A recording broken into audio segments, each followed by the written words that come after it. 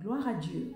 Tendre Père Céleste, c'est un privilège et une faveur d'être encore en vie en ce jour et nous te sommes reconnaissants.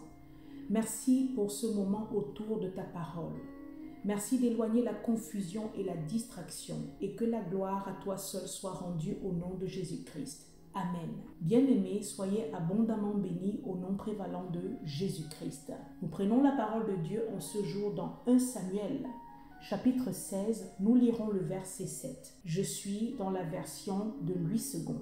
Et l'Éternel dit à Samuel, « Ne prends point garde à son apparence et à la hauteur de sa taille, car je l'ai rejeté. L'Éternel ne considère pas ce que l'homme considère. L'homme regarde à ce qui frappe les yeux, mais l'Éternel regarde au cœur. » Gloire à Dieu. Que Dieu vous bénisse abondamment au nom de Jésus-Christ. Bien-aimé, l'argument d'aujourd'hui concerne un sujet très important, les apparences. Les apparences entendues comme l'aspect extérieur de quelque chose ou de quelqu'un, comme les façades. Le verset à peine lu est un verset fameux qui est parfois cité soit pour faire référence à l'omniscience de l'Éternel qui voit et qui sait tout, car le regard de Dieu va bien au-delà des apparences, de ce qu'on montre, de ce qu'on voit à l'œil nu. Dieu regarde et il sonde le cœur. Ce verset est également cité pour montrer combien nous, êtres humains, sommes limités dans nos jugements à ce que nous renvoient nos cinq sens, à ce que nos yeux et oreilles physiques voient et entendent. Nous nous laissons parfois impressionner par des choses ou par des personnes qui ne sont pas toujours authentiques et vraies, par manque de discernement.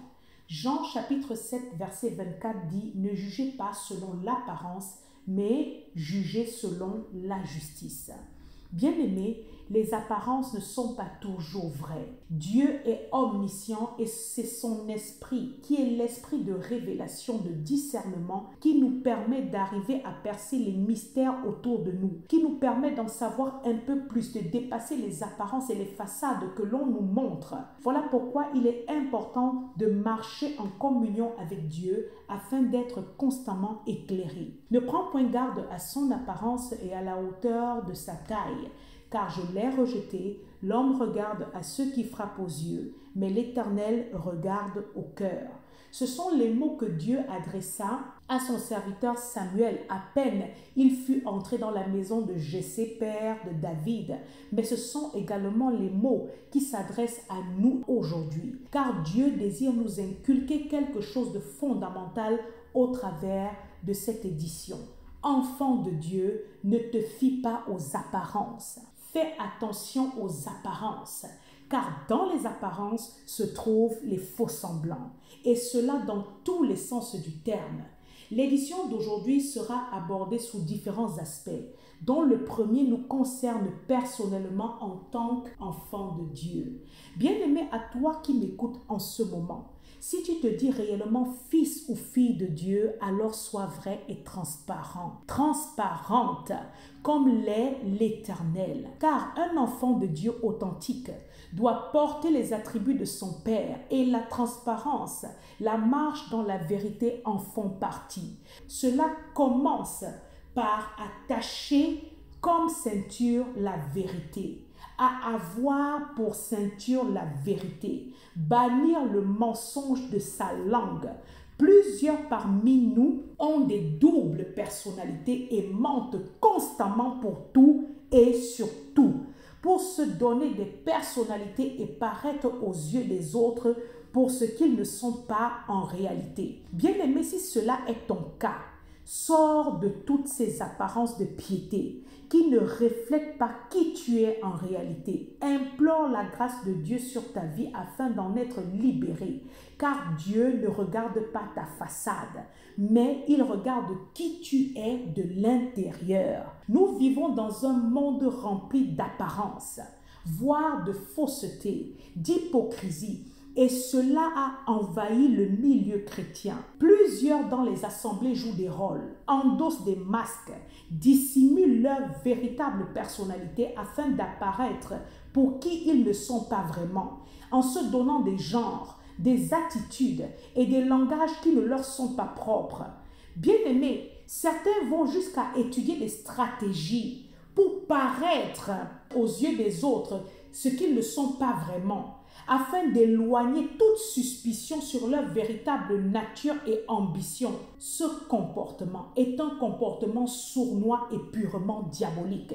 J'aimerais dire à une personne fausse qui m'écoute en ce moment, Dieu est omniscient. Nul ne peut le tromper. Le Seigneur Jésus-Christ s'adressant aux pharisiens en Luc chapitre 16, verset 15, leur a dit, « Vous cherchez à paraître juste devant les hommes, mais Dieu connaît vos cœurs, car ce qui est élevé parmi les hommes est une abomination devant Dieu. » Comme pour dire que derrière vos apparences de religieux, apparences de piété, derrière toute cette façade trompeuse, Dieu connaît le cœur de chacun. Car c'est l'intérieur que Dieu sonde et regarde, puisque c'est ce que nous sommes intérieurement qui nous qualifie, qui nous caractérise, qui détermine qui nous sommes vraiment, et non ce qu'on s'évertue à montrer comme apparence aux autres. Bien-aimés, c'est en fonction de nos intérieurs que chacun de nous, et moi la première, nous serons jugés. Hébreux chapitre 4, verset 13 dit, « Nulle créature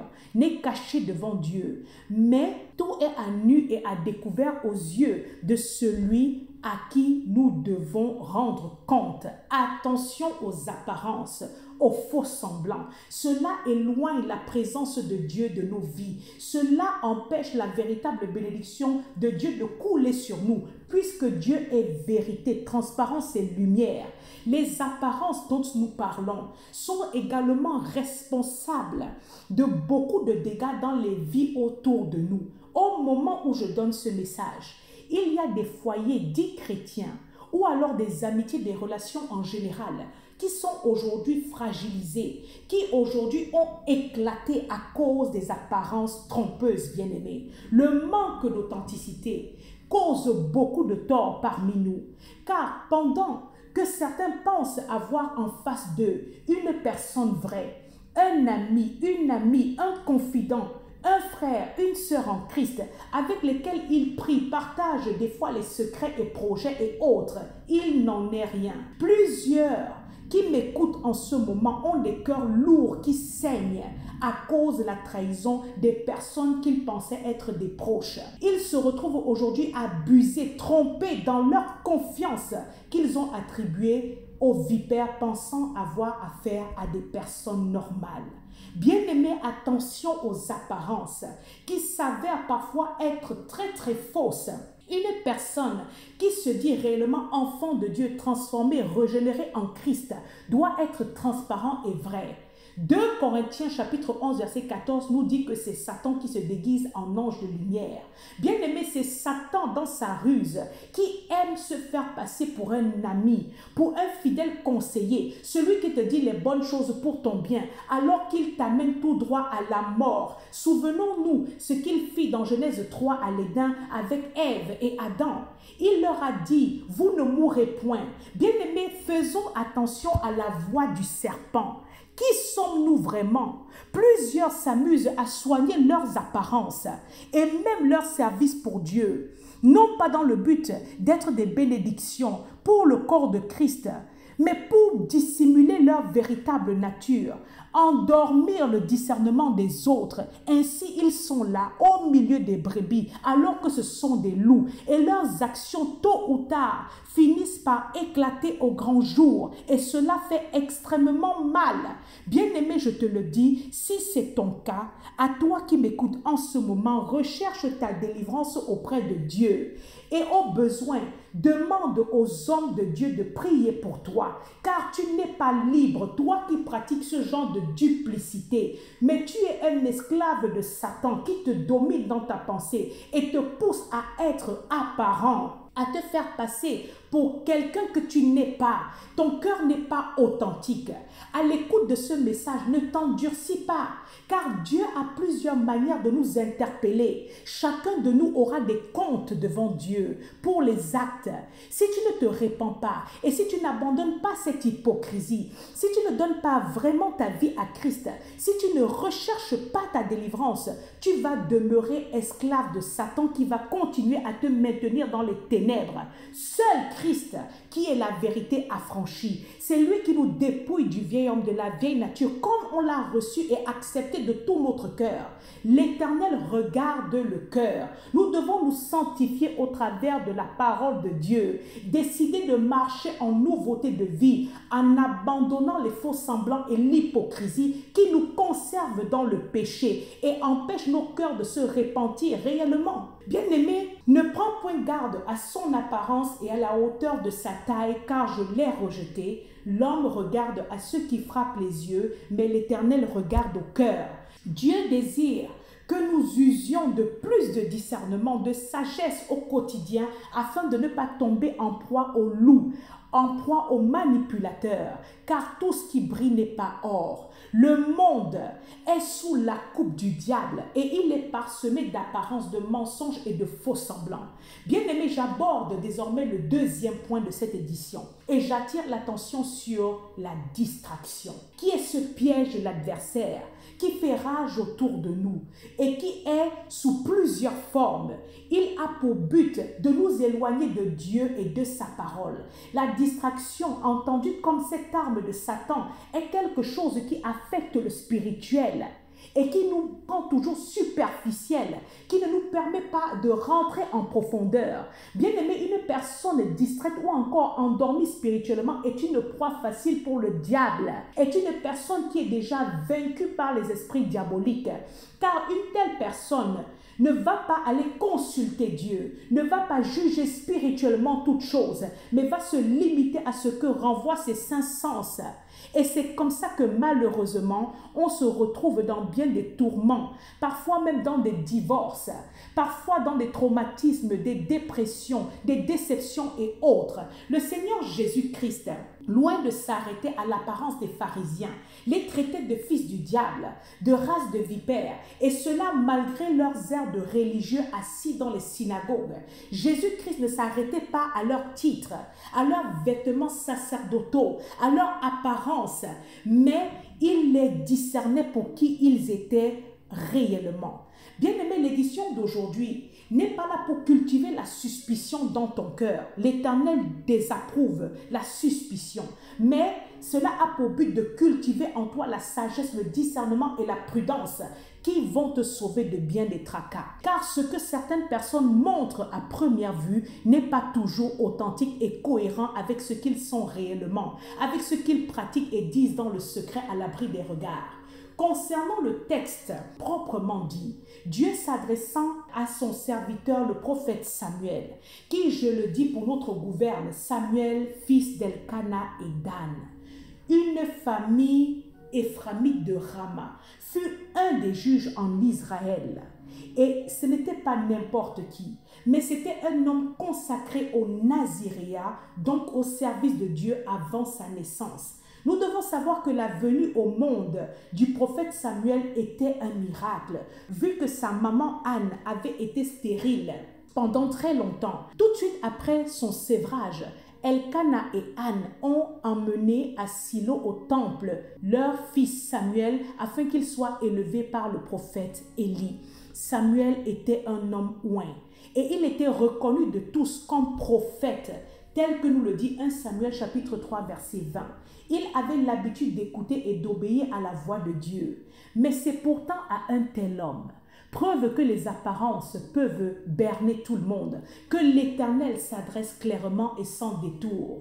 À peine il est entré dans la demeure de Jessé, père de David, il lui a dit « Ne prends point garde à son apparence et à la hauteur de sa taille, car je l'ai rejeté. » L'homme regarde à ceux qui frappent les yeux, mais l'Éternel regarde au cœur. Car Samuel, à peine était entré dans la maison de Jessé, a vu Eliab et a été frappé par son physique, par sa stature impressionnante. Et il pensa tout de suite que c'était lui loin de Dieu, tel que nous le dit 1 Samuel chapitre 16, verset 6, à cause de son apparence, sans doute similaire à celle du roi Saül, que Samuel continuait de regretter, alors que Dieu l'avait déjà écarté à cause de sa désobéissance. Bien-aimés, faisons attention à l'apparence.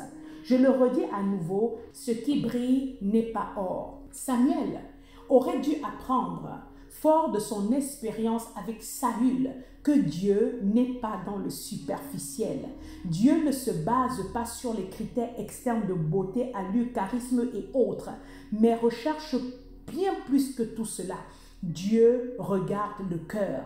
L'apparence physique aux yeux de Dieu n'est pas plus importante que l'homme intérieurement. Dans sa souveraineté, Dieu avait déjà établi que le nouveau roi d'Israël n'aurait en rien ressemblé au précédent. Dieu ne choisirait plus le plus grand en stature, mais le plus petit, le plus jeune, celui qui semblait être le moins important de la fratrie de 8 frères. Dieu avait choisi David, qui par ailleurs ne fut même pas convié au repas sacrificiel organisé à l'occasion de l'arrivée du prophète Samuel et qui n'avait pas été présenté d'emblée à Samuel parmi les différents choix. Sans doute parce que pour son père Jessé, David n'avait pas les attributs pour être roi. Pour lui, le prophète ne pouvait pas s'intéresser à David pour ce qui concerne la royauté. La place de David pour son père était parmi le bétail comme gardien de troupeau.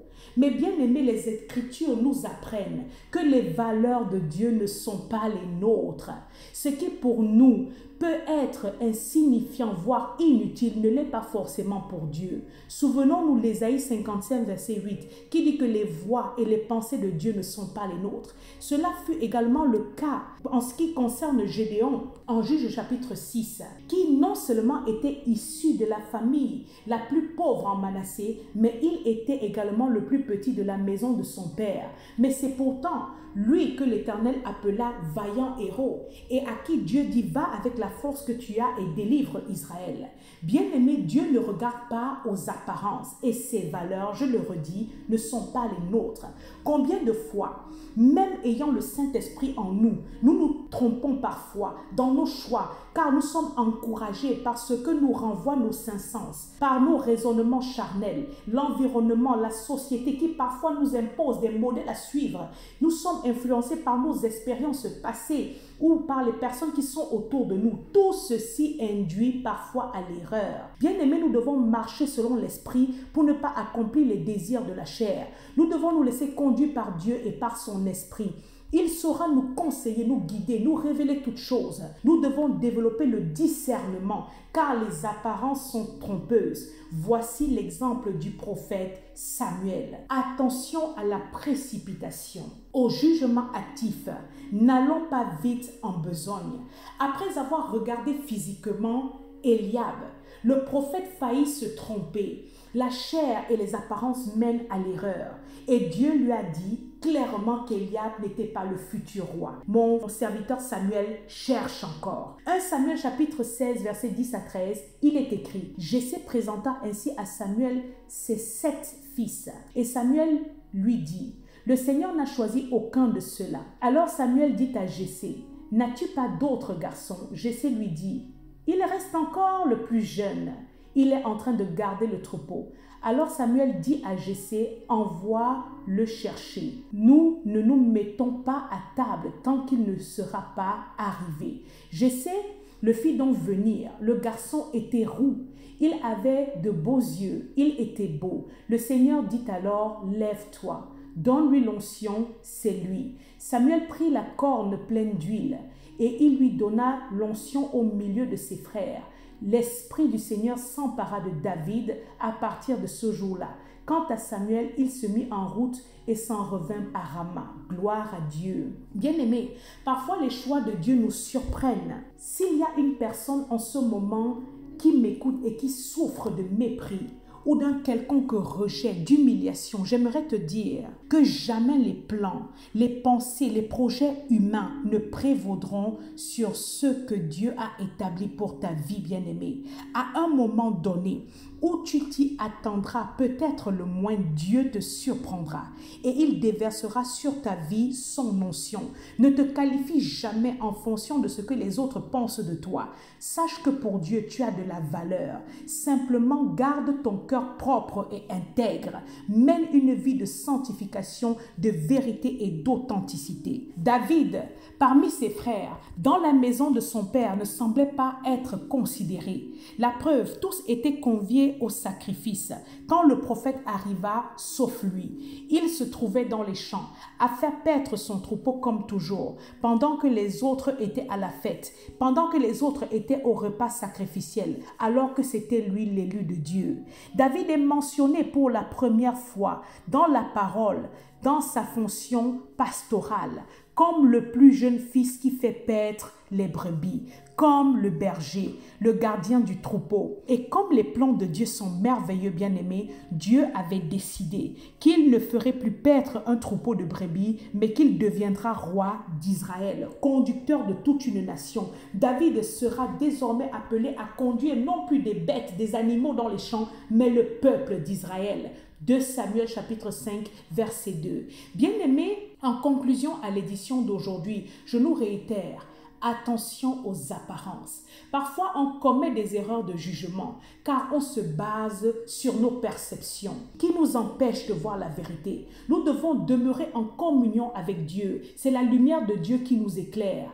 Le Romains chapitre 8 verset 14 dit « Car tous ceux qui sont conduits par l'Esprit de Dieu sont fils de Dieu. » Nous devons allumer le discernement, consulter Dieu avant d'agir, d'entreprendre, de laisser s'introduire dans nos vies certaines personnes, car plusieurs endossent des masques et jouent des rôles. Saül resta certes roi encore pendant quelque temps en Israël, mais l'Esprit de Dieu n'était plus avec lui. L'Esprit de Dieu l'avait déjà quitté. Et ça, c'est valable pour plusieurs dans la maison de Dieu qui apparaissent pour ce qu'ils ne sont pas. Ils se donnent des genres alors qu'ils ne marchent pas en communion avec le vrai Dieu. Attention aux apparences. Donnons à Dieu la première place dans nos cœurs. Abandonnons les faux semblants. Sanctifions-nous au travers de sa parole, afin qu'elle nous épure et nous nettoie nos intérieurs. Nous devons être libérés des jougs d'esclavage. Dieu est omniscient. Jérémie chapitre 16 verset 17 dit « Car mes yeux sont attentifs à toutes leurs voies. Elles ne sont point cachées devant ma face. » Et leurs iniquités ne se dérobent point à mes regards. Tôt ou tard, ce qui est caché finira par être exposé. Que Dieu nous fasse grâce. Abandonnons les faux semblants. Que Dieu vous bénisse. Amen.